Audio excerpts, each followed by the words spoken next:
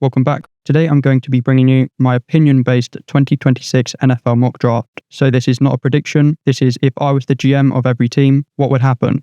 If you do enjoy the content, please consider liking and subscribing. It would be very much appreciated. Now let's jump into it. Well, the Raiders need a quarterback, and this will come as a surprise if you haven't seen the quarterback rankings I've posted recently, but Fernando Mendoza is not my QB1. In fact, I don't even see him as a first rounder. I love the size and the accuracy, but there's nothing special about him physically, so you're not drafting him on upside. And more importantly, the processing is flawed. He was in a very simple system with Indiana, so he usually got away with it, but when the first read isn't open, he falls apart. Instead, the Raiders go with the pro-ready quarterback, Ty Simpson out of Alabama. Simpson struggled with injuries last year, but when healthy, he is a phenomenal processor with excellent accuracy. It bothers me slightly that he's only 6'1", but everything else about him screams, to me at least, franchise quarterback. The Jets were bottom of the league in defensive pressures last year, so they'll be desperate to see the next superstar pass rusher there for them at 2. And there is a trap there waiting for them, as lots of people are getting sucked in by the elite physical traits that Arvell Reese displays, but every time I've seen him do anything that looks like an edge rushing snap, I've seen an inability to turn the corner and bend. So I actually see his value as an off-ball linebacker, but even there, it's still yet to be seen whether he can develop instinctually, which is why I didn't even have a first-round evaluation on him. David Bailey out of Texas Tech is the most valuable non-quarterback in the draft for me. He's athletic, he's flexible, he's strong, and he's got a handful of pass rushing moves he displays effectively. This isn't Abdul Carter, Micah Parsons type of talent, but a safe bet to be a really good player at a pivotal position. At 3, the Cardinals are in an awkward spot because for me, Ty Simpson is the franchise quarterback. David Bailey is the only other player in this draft at a premium position who I have practically no questions about. And now we open up a huge pool of players who either have question marks or aren't playing the most valuable positions. I would be going cornerback here if they didn't play so much zone coverage. The reason I say that is I think there's a really good cornerback in this class, but you lose the value in having someone who can stick to receivers on an island when you're a zone-heavy defense. Ultimately, I talked myself into Sonny Styles being the best option here. I understand it's not the most valuable position, but in Sonny Styles, I think you're getting the most valuable player. He is a really good athlete, but his ability to read the game is what makes me think he could be a Fred Warner, Bobby Wagner caliber of off-ball linebacker and really change the dynamic of a defense.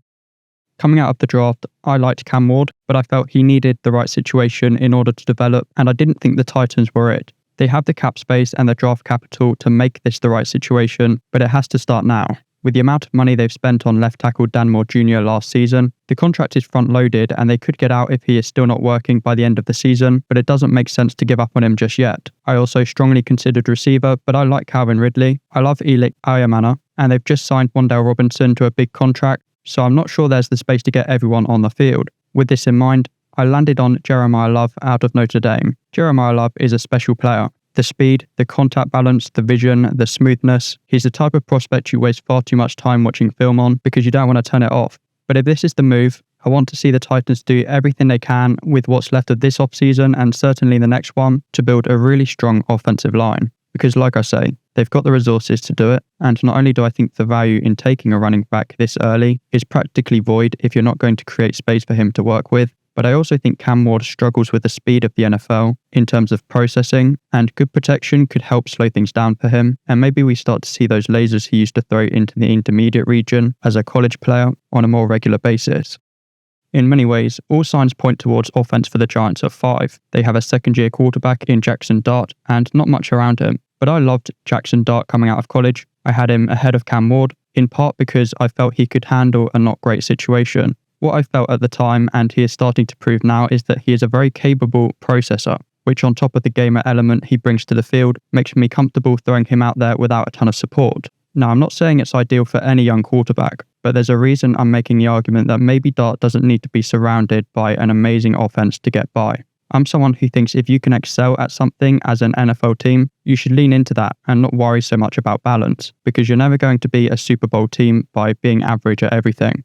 New defensive coordinator Denard Wilson runs an aggressive 3-4 system. Abdul Carter, Brian Burns, and Kayvon Thibodeau is a phenomenal trio of outside linebackers. You've got Dexter Lawrence in the middle, and now you add Ruben Bain Jr. out of Miami as that pass-rushing interior piece, which is where I see his value. I just think this could be a borderline unstoppable defensive line. And once you have that, the secondary can clamp down on the receivers because the quarterback doesn't have time to throw downfield. If they could find a really good linebacker somewhere, suddenly the Giants are a Super Bowl team because they've got the best defense in the NFL. After I psyched myself up with the point about leaning into strengths with the Giants, I considered going defense here, but the Browns have their pick of tackle and receiver in this scenario, and they have gaping holes at both spots. My logic is that you can find useful receivers all over the place. A franchise left tackle is usually something you have to spend some quality resources on, so I've gone with Caden Proctor out of Alabama. Proctor is one of, if not the most underrated prospect in this draft. I think with him being so big, people assume there's more to tidy up technique-wise than there is. For me, a lot of it comes down to simply resetting his hands more frequently to avoid his initially strong position slipping. If he works on that, I think he'll find himself holding on to some really consistent positions. And at 6'6", 352 pounds, Proctor is an enormous presence and he moves incredibly well considering. He's also only 20, so presumably he's not set in stone on what he is and could be malleable in terms of cleaning up some technique. At 7, I really like the spot my Commanders are in, both in real life and in this scenario.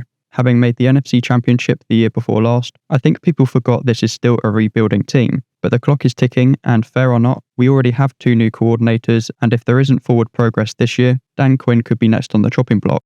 So this pick is crucial. In terms of need, I think barring quarterback and offensive tackle, Washington should be going for the most valuable player available. Luckily, the way the draft fell in this scenario, one of my favourite players fell to my favourite team. Don't know how that happened, but with cornerback not being much of a need for teams before us, the Commanders get an absolute steal in Mansour Delane out of LSU. The size and length is a bit on the small side, but my comparison for him is Trent McDuffie. He proved his speed with a 4.35 40 time at his pro day, and the fluidity he possesses to stick to receivers in man coverage, I think will make him a lockdown corner in the NFL. At 8, I think the Saints are sneakily well built. The primary need appears to be receiver help to go alongside Chris Olave, and with that in mind, if I'm the Saints, I sprint to the podium. Maybe Jordan Tyson can limp to the podium because yes, the injuries are concerning, but I do think it's a tad overblown. The knee injury was in 2022, so a long time ago now, and the last couple of seasons he's had a collarbone injury and a hamstring injury, but injuries are unpredictable, and I think by saying you can't draft the player because he's had some bad luck in the last couple of years is trying to control the uncontrollable. The player is special. If I had no concerns about the injuries, I might have drafted Tyson to the Jets at 2 instead of David Bailey. That's how good I think he is. The route running is Justin Jefferson, Garrett Wilson levels, just incredibly fluid and elusive, and if he does stay somewhat healthy, this is going to be incredible value for whoever ends up with him. The Chiefs could easily go edge or right tackle here. Caleb Downs would also be a fine option, but with one receiver off the board, I think finding Mahomes his wide receiver 1 would be the most valuable outcome. And I'm going to go rogue. At 9, the Chiefs go with Zachariah Branch out of Georgia. Branch was not my wide receiver 2 in this class. In fact, he was my wide receiver 4 behind Tyson, Carnell Tate and Mekhi Lemon. But the Chiefs love explosive receivers. Their offense makes the most out of guys who they can scheme into space and are dangerous after the catch. Their fault a couple of years ago was drafting someone who is only good in a straight line in Xavier Worthy, passing as many teams did on my wide receiver 1 that year, Ladd McConkey. This time, they do get one of the most underrated players in the draft in Branch, who at 5'8", 177 pounds, is going to scare teams off with his smaller frame, but reminds me a ton of Zay Flowers. Not only does he offer the ability after the catch that the Chiefs are looking for, but his ability to run fluid and elusive routes from the slot is getting very underappreciated, because he was used as a gadget player for Georgia, with over 50% of his targets coming from behind the line of scrimmage. I watched the film. Stats are something I prefer to use as a guideline, but if you're into stats, Branch's yards per route run in the intermediate region last season is higher than Tyson, Carnell Tate and Mekhi Lemon. So when he is being used as more than a gadget player, he's highly successful, which lines up with the route running and toughness over the middle I see on film. At 10, this felt like an appropriate trade back spot for the Bengals. The roster looks pretty weak right now with multiple positions which could use improvement, but the most valuable player at this spot for me would be a tackle or a receiver, which actually isn't something the Bengals are desperate for. So they scooch back to 14 and pick up a couple of third-round picks in order to start filling some holes. The Ravens are in a very different position as they look ready to compete for a championship if they can stay healthy this year.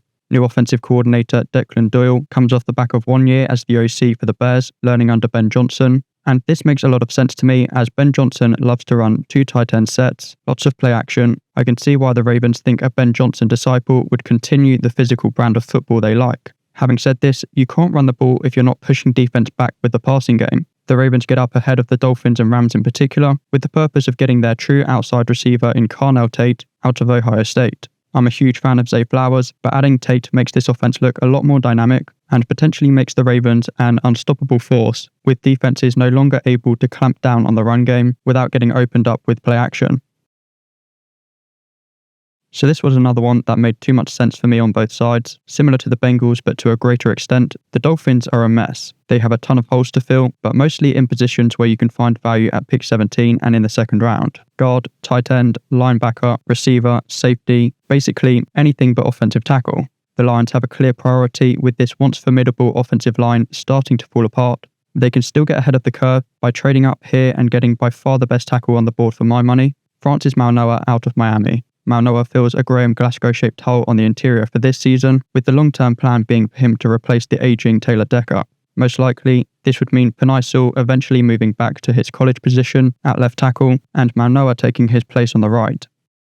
The Cowboys are actually in pretty good shape at 12, and they're the first team who I feel can afford the luxury of pulling the trigger on Caleb Downs out of Ohio State. We all know Downs is a phenomenal player. He falls to 12 because of positional value, as in the modern game especially, even the best safeties are more icing on the cake for a defense, as opposed to genuine difference makers. Having said this, Downs fits the mold of a modern day safety, with versatility to be moved all over the field and adds some real pizzazz to the Cowboys defense. At 13, the Rams have a strong argument as the most complete team in football. After the acquisition of Trent McDuffie, receiver is the only remaining weakness on the team. And in Makai Lemon out of USC, Stafford gets a reliable slot receiver to help take defensive attention away from Nacua. Plus, with Nacua doing his best to live up to the wide receiver reputation and ruin his career off the field, it's probably best the Rams aren't left without cover for him when he inevitably fades away with some sort of controversy. Having traded back a few spots from 10, the Bengals need to start building some foundation. They have some flash with Burrow, Chase and Higgins, but they always feel weak. So, in an apology to Burrow, they finally start trying to protect him by adding an elite guard. Oliver Vega-Ioane out of Penn State is as clean a prospect as you'll find. Just like Caleb Downs falling to 12, Vega slips to 14 because of positional value, but the technique is outstanding, he's powerful, he's smooth getting to the second level, and he gives the Bengals a significant boost to their offensive line. The competency of Baker Mayfield has meant the Bucs have stumbled into mediocrity since their Super Bowl win with Brady. They are in need of some high-end talent, particularly for the front seven, which is starting to look uninspiring. At 15, they get their flash in outside linebacker Cassius Howe out of Texas A&M. With arm length even shorter than Ruben Bain, Howe falls further than his high-end physical traits suggest he should. But his arm length doesn't concern me hugely, as in contrast to Ruben Bain, for example, his game doesn't revolve around engaging in hand-to-hand combat with offensive linemen. He fits the 3-4 system Todd Bowles deploys as an incredibly explosive and bendy pass rusher who will be thrown out as wide as possible and shot out of a cannon. The Jets trade back here simply because I didn't see the right fit at this spot. There were a couple of high-value players who I thought fit their needs but didn't really fit their scheme, a couple that fit their scheme but not their needs. So they dropped back quite a long way to 27, but are nicely compensated by the 49ers who fly up the board for a specific player who I think makes too much sense for them to sit around and watch go to the upcoming Dolphins, Vikings or Panthers. At 16, the Niners select Spencer Fano out of Utah. I came down pretty hard on Fano in my offensive tackle video because A, he was being spoken about as the potential third overall pick, which I thought was silly, and B, he was being spoken about in that way because he was seen as a tackle, and I didn't think he had the physical traits to survive. In hindsight, I should have focused much more on his potential as an interior piece. His arm length came in at 32 1/8 inches, so tackle is pretty much out of the window, but with his feisty mentality, high-level technique, and the movement skills of a tight end, Fano's skill set is rare and fits the Shanahan wide zone scheme to a T. He gives them an immediate boost at guard with the potential to succeed the aging Jake Brendel at center. Having traded back, the Dolphins are still going to get a very valuable player, as with them being so void of talent, their needs are wide open. For me, best player on the board is safety Delon Tieneman out of Oregon. I was strongly considering Caleb Downs for the Fins at 11, and I don't feel Tieneman is a huge slip in quality, as they both seem to do everything at a very high level. Downs is more of the smooth, fluid type, as opposed to Tieneman, who's a bit more machine-like, 4.35 straight line speed, head-first car crash tackles. He's still fluid enough to operate as the single high safety as he'll need to in the Jeff Hapley scheme, but his full field vision paired with elite speed will lead to him coming downhill and making plenty of big hits versus the run as well.